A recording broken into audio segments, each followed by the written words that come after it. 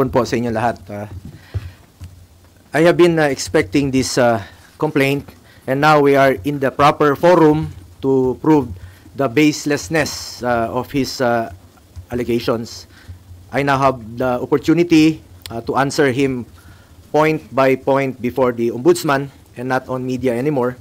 I will cooperate with the investigation and abide by its legal processes. The truth will be revealed and believe that justice and fairness shall prevail. I hope that the Ombudsman will be fair. Ulitin ko lang po, I am one with the Filipinos in this crusade against corruption. Kasama niyo po ako. Labanan po natin ang korupsyon. Ikulong po ang mga kurakot at mga magnanakaw. Ikulong na ang mga buhaya, kasuhan, at ikulong na ang mga buhaya at mga mastermind. Huwag pong ilihis yung issue dito. Tumbukin po yung dapat tumbukin. Napapansin ko parang naiba na po ang narrative. Parang meron ng script, no? Na sinusunod o playbook. As a Filipino, I am urging the ICI, the Ombudsman, and the DPWH to seek the truth. Tumbukin lang po yung katotohanan. Maniwala kayo o sa hindi, pag nagkamali kayo dyan, mas gugulo po ang bayan. Magulo na po ngayon, mas gugulo po ang bayan. Magagalit po ang tao niyan, magulo talaga ito. Pakiusap ko lang po muli, tumbukin lang po yung katotohanan. Seek the truth, not the script, if there's any. Ito ay isa po itong diversionary tactic para ilihis ang atensyon ng taong bayan sa tunay na mga issue. Klaro naman eh. Kahapon nga lang, nabanggit ni former Governor Chavit Singson, another diversionary tactic. Ang talamak po ngayon na korupsyon, talamak ang korupsyon ngayon sa kasalukuyang gobyerno. At ang dapat talagang panagutin, ang totoong issue. Ano bang totoong issue ngayon? Di ba ang flood control scandal? Mga ghost projects, mga anomalous projects, mga substandard projects. Yun naman po ang issue ngayon eh. Huwag tayong lumihis sa katotohanan. Napapansin ko, talagang merong gumugulo eh. Merong nasa likod nito na ginugulo lang po yung katotohanan. But I am one with the Filipinos in this crusade and fight against corruption. Kasama niyo po ako rito. Labanan po natin ito. Kulong po natin ang mga kurakot at mga magnanakaw. Kanina naman po, sa final sa amin, ni dating Pangulong Duterte, at sa kapamilya ko, to Trillanes, you are barking at the wrong tree. Kung seryoso ka talaga, bakit di mo kasuhan yung mga totoong mga corrupt talaga?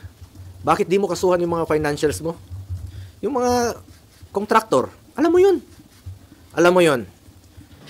Kita mo na, nakailang buwan na tayo dito sa pagdidinig sa Senado. Ilang hearings na po. Lumalabas naman yung totoo, sino yung mga contractor. Yung talagang may-ari, sila mismo yung may kontrata, sila yung mismong kumikita, sila yung contractor, sila pa yung congressman. Sila yung habulin mo, Trillanes. Ayaw mong habulin dahil financer mo nga. Tama yung sinabi ni Senator Bato noon na may mga financer ka. Baka nga yung ginamit mong pondong yon ay nanggaling pa sa flood control. Yung pag-imbestiga mo noon kay dating Pangulong Duterte, maaaring galing pa yun sa flood control. Huwag kang magmalinis dito. Huwag mong ilihis ang totoong issue. Dito lang tayo sa katotohanan. Seek the truth, not the script, not the playbook. Nasa na yung mga dapat kasuhan sa issue ng flood control? Nasa na? Bakit walang mga pinangalanan na malalaking tao? Yung mga buhaya, ba't pilit yung pinagtatakpan? Yung totoong issue rito, flood control at ghost projects. Nasa na po? Kaya nakikiusap po ako sa ICI, sa Ombudsman, sa DPWH. Kasuhan nyo yung mga malalaking tao. Yung sangkot sa flood control. Yung sangkot dito sa mga ghost projects. Inaantay po ng tao. Pag inilihis nyo po ang katotohanan, magulo po ito. Magulo po ito. At isa po itong lumang tugtugin mula sa lumang script. Recycled na po yung mga issue. Pilit binubuhay para lang pinturahan po ako ng maitim para siya po ang magmukhang maputi. My conscience is clear. Unlike him, panlabas o panloob, pati konsensya niya madumi. Ang layunin niya ay proteksyonan lang po ang kanyang mga financer at mga nasa likod ng black propaganda na ito. Ang dapat kasuhan ay ang mga financiers kasi sila po yung totoong mga nagnakaw. Hindi po ako magnanakaw. Hindi po ako kontraktor. Senador po ako na nagsiservisyo lang po sa ating mga kababayang Pilipino. At may delikadesa po ako. Yung prinsipyo po ko po sa buhay, yan lang po ang pwede kong pangalagaan sa ngayon. Pangalan ko po at hindi ko sasayangin yan.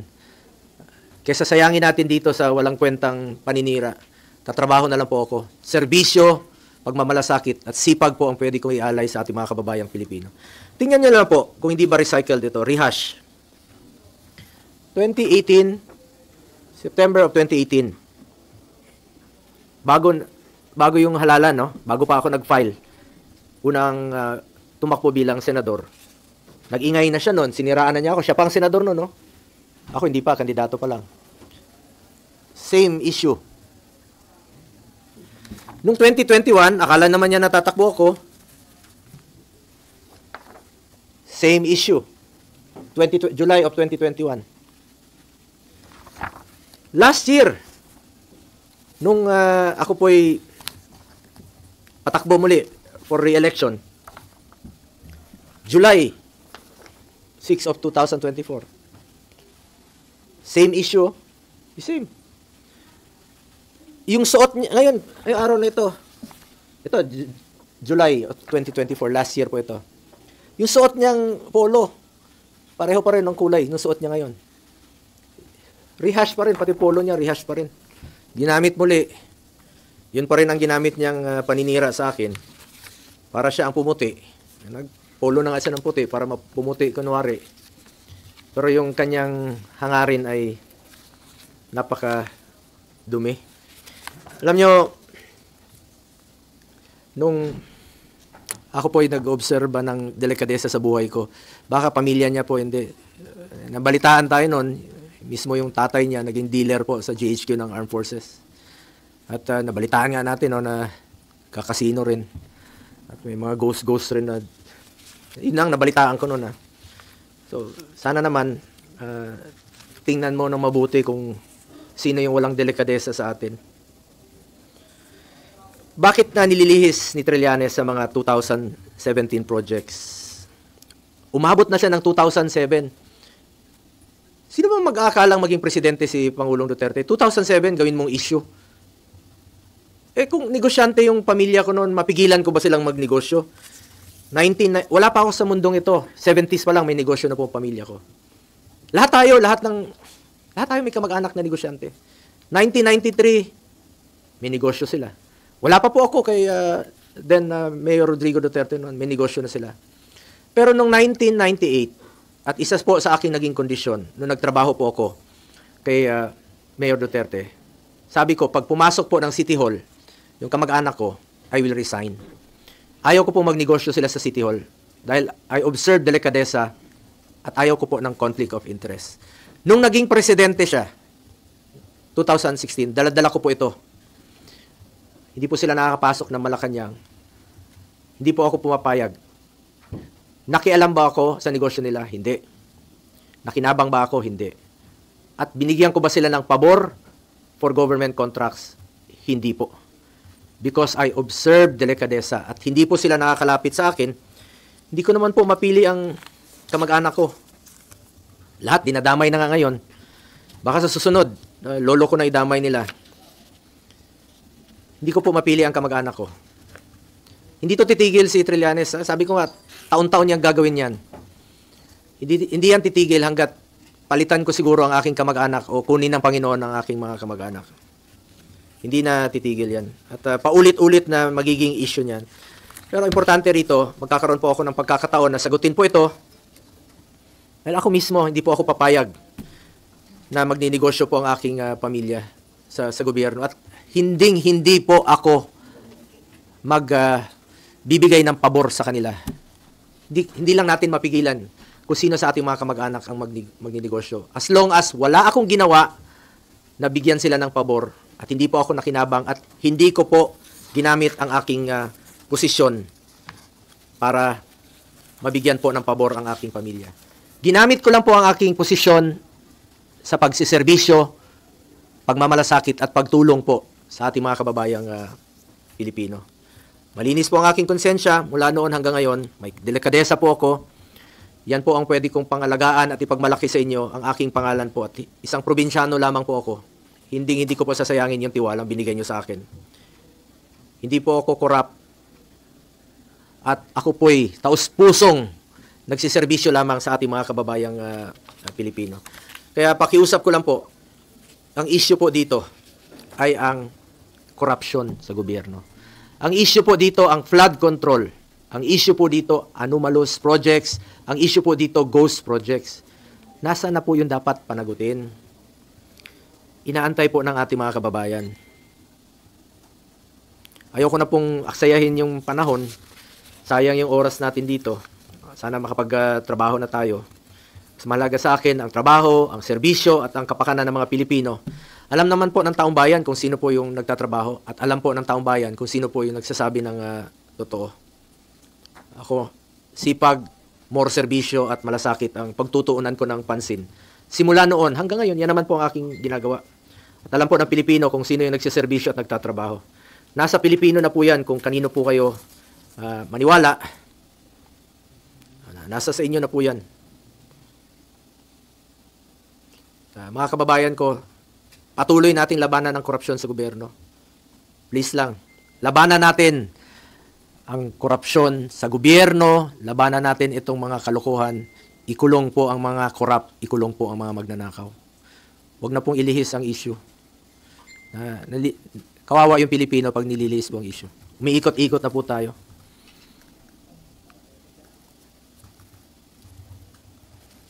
At nakita niyo naman siguro yung complaint ni Trillanes sa mga binigay naman niya sa mga reporters.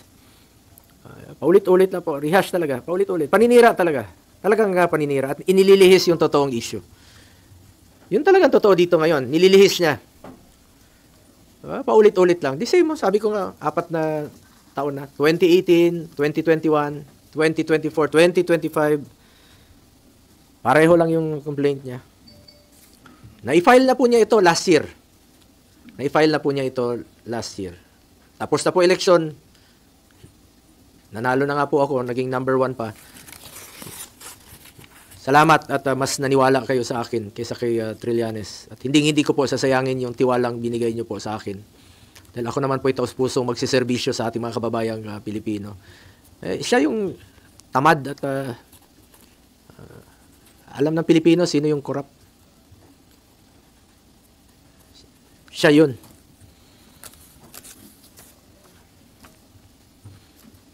Salamat po sa inyong oras at pakikinig sa akin.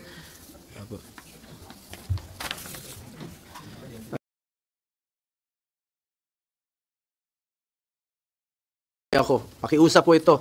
Hindi po ito pagtuturo o the Ombudsman and the DPWH to seek the truth, not the script, if there is any. Tumbukin nyo lang po ang katotohanan. Maniwala kayo o sa hindi. Pag inilihis yung issue, magulo po ito. Magagalit po ang Pilipino. Magagalit ang Pilipino pag niloloko nyo ang ating mga kababayan sa katotohanan. Yung katotohanan lamang po, tumbukin nyo po, I am one with our countrymen in this crusade and fight against corruption. Ikulong ang mga kurakot at mga magnanakaw. Kilala nyo naman yung mga buhaya. Napapangalanan na eh. Yung iba nagtatago lang talaga.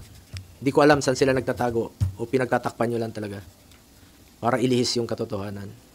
Dito lang tayo sa katotohanan. The truth. Hindi kayo magkakamali. Pag doon lang tayo sa katotohanan. Salamat po.